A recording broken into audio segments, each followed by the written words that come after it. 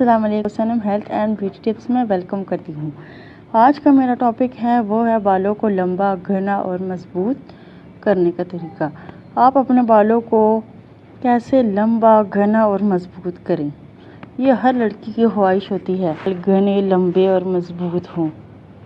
میں آج آپ کو شیمپو میں صرف 2 چیزیں ملانے سے آپ کے بال گھنے، لمبے اور مضبوط ہوں گے کہ آپ دیکھ کر خود بھی حیران ہو جائیں گے۔ شیمپو میں وہ کیا چیزیں ہیں جو ملانے سے آپ کے بال جلدی سے لمبے، گھنے اور مضبوط ہوں گے، آج میں آپ کو بتاتی ہوں اس ٹوٹکے میں۔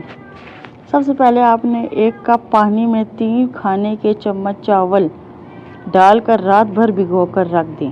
اب اس کا پانی الگ کر دیں۔ اب اس میں ایلو ویرا جیل شامل کر دیں اور 1 وٹامن ای کی کیپسول شامل کر دیں۔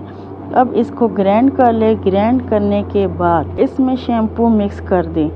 جو بھی آپ استعمال کرتے ہوں وہ شیمپو 2 پیکٹ ڈال دیں۔